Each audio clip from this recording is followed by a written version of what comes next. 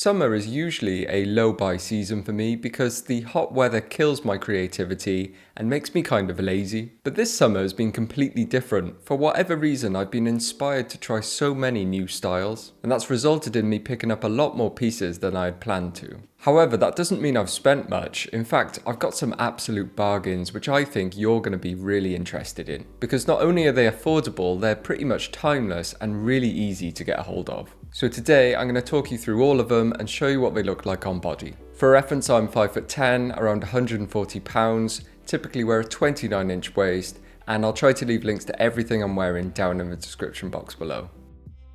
Alright, something I feel like I haven't bought in absolutely ages is a new cap. And with my new shorter haircut, I felt like now was a better time than ever to try some new ones out, especially because it's summer. I've always liked the look of Ralph Lauren caps, but they're so expensive. So I decided to raid eBay and Vinted, and these are the two I've ended up with. A simple black one with the red pony, and a faded brown one with a black pony. These look very similar at first glance, but they're actually quite different. The black one is more modern, you can tell by the inside tag, and the brim is really wide, much wider than I had expected. Sometimes it does look a bit goofy, but sometimes I like it. It depends how it's worn. Are all modern Ralph Lauren caps like this? Let me know if you've got one and it's the same. The brown one is much older. Not only is the colour and leather strap really distressed and faded, which I love, but it has the old style tag as well. The brim on this one is a more regular width, so it feels and fits much nicer. Both of these caps are really unstructured and quite shallow though.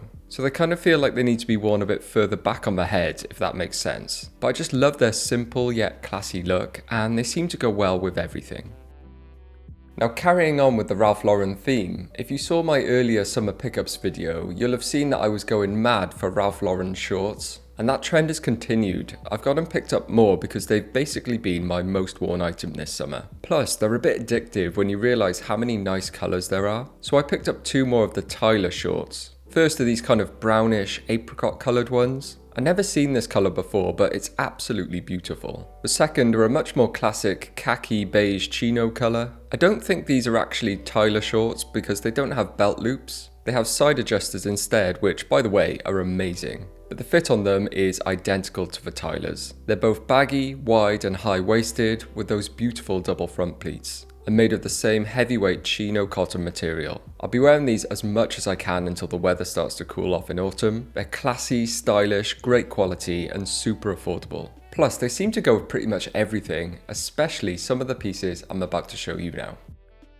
Okay, next up, another thing I've been going absolutely mad for this summer is button-up shirts, and so I decided to pick up a few more. The first being this amazing vintage chambray shirt from Gant. Chambray is a fabric I've always been fascinated with because everyone says it's perfect for summer, but I never understood why because it just kind of looks like denim. Well, having worn it for a while now, I can confirm it is an incredible fabric for the warmer weather. While it does look like denim, it's much thinner and lighter and extremely breathable, almost as if it has an open weave. It also helps that this one is quite oversized. It's only a medium, but being from the 90s, everything was pretty much oversized back then. I don't know much about Gant, but I've always heard their vintage stuff is some of the best. This is from their Salty Dog range, which I don't believe is being made anymore. But yeah, I love the fit and look of this shirt. The design is very much based off the old military ones, with the two extended chest pockets and white buttons. It's also got this amazing sharp dagger collar as well that really stands out. Overall, it's been great to get that denim look in the summer without overheating, and I've just found this shirt to be so versatile.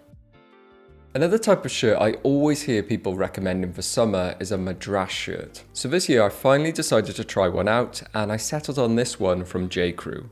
And a big part of that was because it was only £6 on Vinted. Similar to how chambray looks like denim at first glance, you'd be forgiven for thinking this Madras is just like a regular plaid or flannel shirt. While Madras fabric is essentially just cotton, it's the way that it's made that makes it different and ideal for hot weather. Madras is only made in India in the city of Chennai, which used to be called Madras, hence where the name for the fabric comes from. But Madras is hand woven in a specific way, giving it quite a loose and open weave. Combine that with the thinner and lighter weight, and you have a shirt that is super breathable, and just a pleasure to wear in the warmth, to be honest. I did find you need to be careful when looking for a Madras shirt though. A lot of brands will just use the term Madras to describe their shirt if it has a check or plaid pattern, but authentic Madras fabric is only made in India. The fabric can then be constructed into a shirt elsewhere, but the core fabric must be woven in India. And one giveaway is that it will often have extremely vibrant colours. You may see it named bleeding Madras. Because of the way it's coloured with vegetable dyes, the colour is very prone to bleeding out and becoming mixed when washing, so you need to be quite careful if you buy these new. Brooks Brothers actually coined the term guaranteed to bleed as a selling point in the 60s to accentuate its uniqueness. Since mine is second hand, it's already been washed a lot, so no issues for me, but I still get that beautiful pattern and breathable feel. Okay, for these next shirts, you're probably gonna laugh at me. I went for some Tommy Bahamas. This is mainly a reaction to just how hot it's been this summer, both in the UK and when I've been abroad on some beach holidays. I've been sat there in the sweltering heat with a nice beer and thinking a silk Aloha shirt would be perfect right now. So I went and picked a few up. I didn't realise just how expensive new Tommy Bahama shirts are. Well over $100, if not more. And I'm guessing a lot of that has to do with them being 100% silk. Silk, of course, being one of the ultimate warm weather fabrics next to linen. It's breathable, light, naturally wicks moisture away, and it just feels and looks luxurious. But due to that high price they are new, I of course picked mine up second hand and paid around £20 each, which I think is fair. There's thousands of Aloha shirt brands out there, but I was really set on Tommy Bahama because they're one of the OGs, and all of their designs seem to be fun without being too corny. I think it's really difficult to strike that balance with these kinds of loud patterns, but they've done it. As expected, they're pretty oversized, so these smalls still fit quite big on me. I'm absolutely loving wearing these either on their own with some shorts on bottom, or laid with a vest underneath and some trousers. And these shirts are doing the exact job you'd expect, adding a bit of fun to some otherwise quite bland summer outfits. Alright, last up is a bit of a random one, to be honest. I do still like to wear long sleeve tops in summer, especially in the evenings or on cooler days. And I usually opt for rugby shirts, but recently I tried something different. And it's this vintage long sleeve Lacoste shirt that I picked up on Vinted for like £12. I initially picked this up for winter because it's lamb's wool, but when it arrived, I was surprised by how thin it was and how loose the weave is. And it's turned out to be a really nice piece for the summer, as I said, especially in the evenings. It's got that smart look so I can easily dress it up, and the brownish beige colour is also super versatile. The size on the label is a 7, which I believe equates to a large or extra large, but it must have been shrunk in the wash at some point, because even though it fits slightly oversized, it's not huge by any means. I will of course be rocking this in the autumn and winter as well, because that is wool season, but I've been pleasantly surprised by how much wear I've gotten out of it this summer as well.